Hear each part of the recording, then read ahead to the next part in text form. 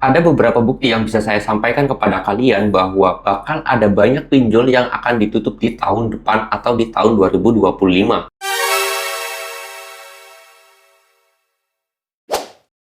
Assalamualaikum warahmatullahi wabarakatuh teman-teman semuanya. Pada kesempatan video kali ini saya ingin membahas tentang akan banyaknya pinjol ditutup di tahun 2025. Namun di sini saya sendiri disclaimer terlebih dahulu bahwasanya saya tidak bisa menyebutkan semua pinjol yang akan ditutup tahun 2025 ini. Tetapi saya sendiri sudah mengumpulkan banyak sekali data, beberapa situs website, terus kemudian juga saya membaca artikel-artikel yang mana ini tentang berkasuskan tentang pinjol, bahkan dari situs OJK dan juga ke pemerintahan kita, berita-berita yang beredar. Saya sendiri sudah mengumpulkan beberapa banyak sumber, dan di sini saya mau menyimpulkannya atau merangkumkannya sesingkat mungkin, sepadat mungkin, agar teman-teman semuanya bisa memahami akan hal itu ya teman-teman. Nah, di sini saya pengen langsung bahas aja ya, dan perlu dicatat bahwasanya kalian nanti juga boleh searching, boleh googling apa yang saya sampaikan itu benar atau tidak, karena saya sendiri itu banyak pencariannya ataupun referensinya itu dari membaca artikel ya, bukan dari video-video teman-teman. Oke, di sini langsung aja saya pengen sampaikan bukti bahwa tahun depan itu akan banyak pinjol yang ditutup. Pertama, dari banyaknya kasus penyerempetan antara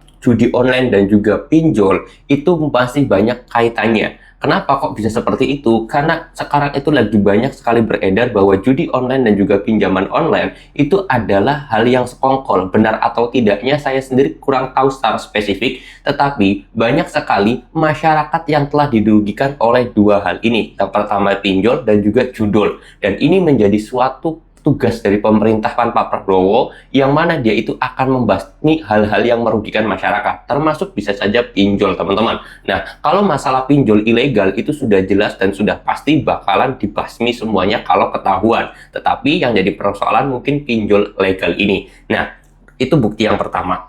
Lalu kemudian yang kedua adalah bukti pertama ini, kasusnya pinjol dan juga judul itu kayak dua kelompok ataupun satu kelompok yang disatukan gitu loh. Karena sekarang itu banyak sekali pembahasan judul, pinjol, judul, pinjol, judul, pinjol. Semua banyak sekali artikel yang menyamakan dua hal ini. Nah, itu pertama. Lalu kemudian yang kedua adalah bahwasanya masalah pinjol yang resmi OJK ini ataupun yang legal yang menaungkan namanya itu di OJK atau yang masih diawasi OJK, sekarang sudah mulai diselidiki juga. Karena kemarin itu ada selentingan dari para DPR tentang masalah BUMN yang meminjam uang ke pinjol, tetapi uangnya itu dibayarkannya pakai uang negara. Nah, ini akan diselidiki juga tentunya bahwasanya pinjol-pinjol di Indonesia ini benar atau tidak.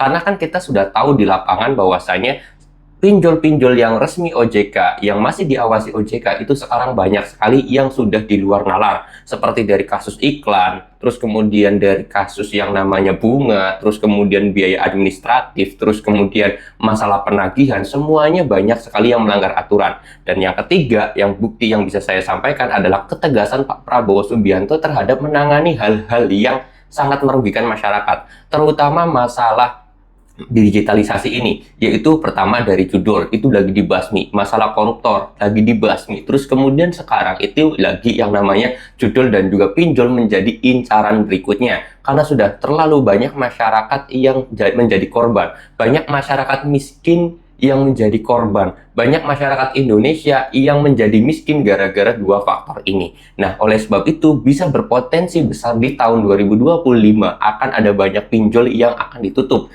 Karena saya sendiri mengaca ataupun kita bisa melihat realita di lapangan bahwasanya banyak masyarakat yang sudah menjadi korban, banyak masyarakat yang akhirnya miskin gara-gara pernah melakukan pinjaman, banyak masyarakat yang stres, banyak masyarakat yang depresi hanya karena masalah pinjol ini saja. Dan saya harap juga buat teman-teman semuanya segera melaporkan keluh kesah kalian itu kepada Wakil Presiden kita, yaitu Mas Gibran Rakabuming Raka, karena beliau sendiri sudah memposting di Instagramnya untuk aduan apapun kepada beliaunya langsung ya. Kalian boleh cek aja ke postingannya Mas Gibran Rakabuming Raka, Wakil Presiden kita, itu beliau memberikan nomor WhatsApp-nya. Akhirnya kita juga bisa langsung mengadukan bahwa kasus-kasus pinjol ini kepada beliau agar segera ditindaklanjuti masalah pinjol yang legal. Bukan yang ilegal ya, pinjol yang resmi teman-teman ya, biar cepat diselidiki.